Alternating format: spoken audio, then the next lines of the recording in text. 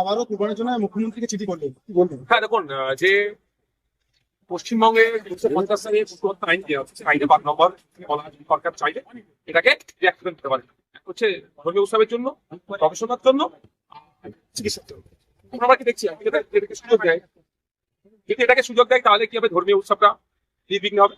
আর সাথে সাথে কি হবে, আজকে আমাদের হিন্দু সমাজের হেভি অংশের মানুষ কিন্তু যারা পশুকে পালন করেছিল বিক্রি করার আজকে মার্কেট পাচ্ছে না, বিশালভাবে ক্ষতিগ্রস্ত হচ্ছে আর্থিকভাবে।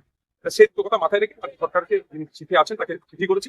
আশা করবো তিনি সেকশন 12 কে তিনি এক্সারসাইজ করবেন, ক্ষমতাকে সরকারে এটাকে সরলীকরণ করবেন। হ্যাঁ, ফলতা জানেন তিনি একেবারে ভোট আসছে, তিনি বলছেন আমি উইথড্র করে নিচ্ছি, ভোটে লড়বো না, কি বলবেন? একাধিক ইকুয়েশন থাকতে পারে, তিনি নিজে থেকে সরে যেতে পারে, বিজেপির সাথে তলে তলে সেটিং করে নিতে পারে। এখন শুভেন্দু অধিকারী মহাশয় যিনি এখন মুখ্যমন্ত্রী হয়েছেন, বারবার বেশ কিছু লোককে বলেছিল ধরে জেলে ভরবো, তার মধ্যে জাহাঙ্গীর খানের নাম ছিল। তিনি হয়তো জেলের ভয়কে সরে আসতে পারে। দ্বিতীয় হচ্ছে তৃণমূল কংগ্রেস বুঝতে পেরে গেছে তাদের পায়ের নিচের মাটি নেই।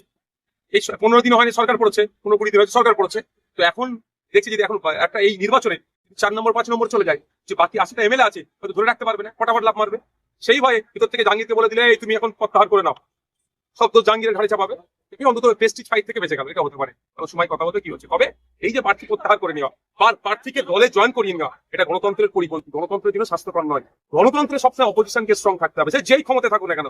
যদি বিরোধী করার যদি না লোক থাকে, এক ন্যায়তন্ত্র হয়ে যায়, যেটাতে 15 বছর তৃণমূল চালিয়েছে। বিক্রি করার লোককে ধ্বংস করেছে। আপনি যেখানে দাঁড়িয়ে আছেন, বামনঘাটা বাজার থেকে শুরু করে এখানে ওয়েটল্যান্ড আছে, এখানকার যারা আদিম নিবাসী দীর্ঘদিন যারা বসবাস করছে, তারা একটা টয়লেট করতে পারবে না, তারা একটা ইলেকট্রিক লাইন দিতে পারবে না, তাদের উপরে জুলুম হচ্ছে।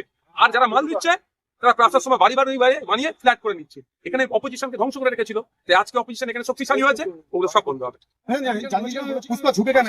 সিনেমা সিনেমাতে ইমাম আছেন এবং পুরোহিত ভাতা একেবারে বন্ধ করা দেওয়া সামনের মাস থেকে আর দেওয়া হবে না, কি বলবেন? আমি আর্থিক ভাবে কারো পেটে লাগিয়ে বসে চাই না, লাগিয়ে আমি আমার ভাষা জানতে পারি, কারো হাত প্লেটে হাত পুরো কামিলে চাই। আমি তো বানানোর কথা বলছি, 2,500 টাকা একটা পুরোহিত মশাই কি করবে? 5,000 10,000 কথা বলে, ইমাম সাহেব 2,500 নিয়ে কি করবে? আমি বানানোর কথা বলি। 29,000 মতো প্রায় 30,000 পুরোহিত মহাশয় আছেন, ইমাম মহাজিন মিলিয়ে প্রায় 60,000-এর কাছাকাছি আছে। এটা বন্ধ করার আমি পক্ষপাতী নয়, আরো বাড়ানো হোক। তবে হ্যাঁ, যারা আর্থিকভাবে দুর্বল, এমন অনেক পুরোহিত আছে আর্থিকভাবে স্বাবলম্বী, অনেক ইমাম আছে আর্থিকভাবে তারা স্বাবলম্বী, তাদেরকে কেন ভাতা দিতে লাগবে? যারা আর্থিকভাবে দুর্বল পুরোহিত আছেন বা ইমাম মহাজিন, তাদেরকে দেওয়া।